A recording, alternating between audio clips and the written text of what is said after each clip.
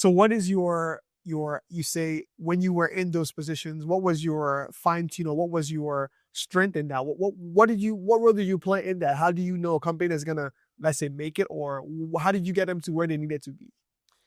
Well, with startups and with entrepreneurship, the biggest thing that holds most entrepreneurs back is they kind of get too much in their heads and they don't get out there enough. Mm-hmm. And so a big part of the value that I found that a lot of entrepreneurs need, especially scientists and people that are, really, they're good at science and they're good at research, but getting out of the laboratory, meeting potential partners, whether in the corporate world or the finance world, or just people in all the different channel partners and services you need to build a company.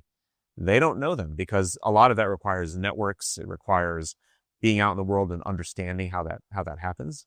And so I think in a lot of places I've been, in a lot of companies I've been, to be the person that can help tell the story and help build the networks out for the company that become partners and channel suppliers for the company. Wow. So now coming to Right to Start, which has become a huge movement. Um, how did that get started? What was your early stages? So what did you do? Because I know there's always that grind part. Talk to me about that early stage of you starting this out, and what were the pitfalls you had to go through to pivot and change? What did you have to go through to be able to get it to where it is today?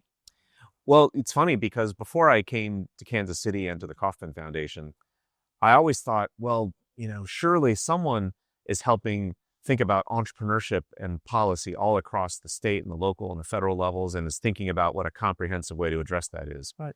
And when I got to the Kauffman Foundation, I realized everyone thought the Kauffman Foundation was doing it, but no one was doing it. And so what I realized is, well, if we didn't do it, then no one else is going to do it. Sure. And so at the Kauffman Foundation, we launched and put together what was the first ever comprehensive policy agenda for entrepreneurship in America across state and local levels, like all levels of government. Right. And so that became America's new business plan and had 200 coalition partner organizations across the country that adopted it. And it ended up sparking a bunch of activity across the country on reforming policy to make it easier for people to start and grow businesses of all kinds.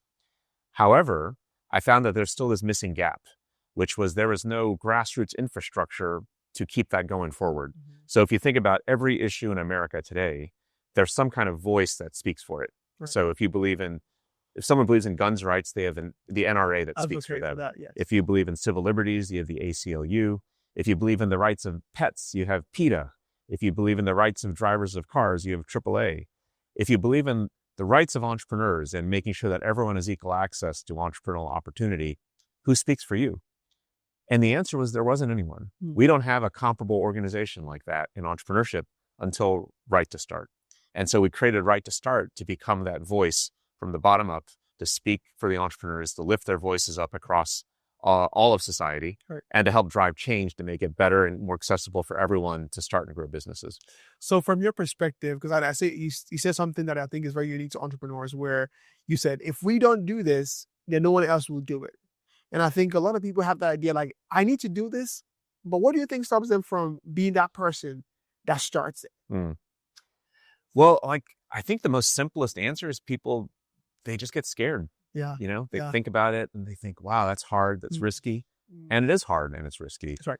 But a lot of what they don't realize is it's not just a leap all the time. You can actually try little steps, and you do little steps at a time. And the little steps are not that risky, right, because if it doesn't work, you can just change your steps. Yeah. And so I think a lot of it is people overthink it and they get scared. They don't realize that you can take little risks, and you can learn, and you adapt, and you pivot, as we say in the entrepreneurial world. That's right. And that learning process of how you start something and grow and learn and adapt is something that is very part of the entrepreneurial process. I think that's where most people stop, because they don't get out and try it, right? Yeah, I mean, I think that's the scary thing, is like, how do I go from my comfort zone to go in something that might not work out? Which I think the entrepreneurs, myself included, I enjoy the unknown of, like, let's see if it's going to work out, because who knows, right?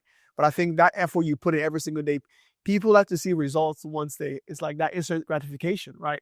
But I always give this example. Entrepreneurship is like farming. So you go to a farm, you put the corn seed in the ground, got to go back every day to water that corn seed. You might not see anything for the next 2 months, but when harvest comes, you have to have a corn.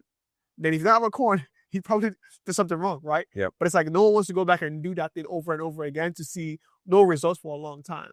So What would you say was the point where you realized right to start had to happen and needed to happen? What was that, little progress you had or something that made you think, okay, let's do it this way or that way. This is what's working. What was that point for you? Uh, well, I think it was just being out there and talking to people and realizing that no one was doing this. Right. And that the voice of the entrepreneur was lost in American life. And, we started to see I started to take all that learning and think about like what happens in election season and on the television, the news shows, and how often does entrepreneurship come up? Because, entrepreneurship is responsible for so many things related to our well-being in life. Entrepreneurs are responsible for almost all net job growth in the economy. Mm-hmm. So it's young businesses that drive almost all the growth in jobs across an economy. They help raise incomes. For every 1% increase in entrepreneurship in a county, the average household income across the entire county goes up by almost $500. And for every 1% increase in entrepreneurship in a state, the poverty rate correspondingly goes down by 2%. So entrepreneurship is tied to fighting poverty. It's tied to more incomes and wealth creation. It's tied to job creation. And yet when you hear our leaders talk about it, and you hear the people in the news talk about it, about the issues we deal with in the economy, you almost never hear the perspective and the issues of the entrepreneur. And so I realized that this is a deep problem in American life, and we've got to tackle that. We've got to change this issue.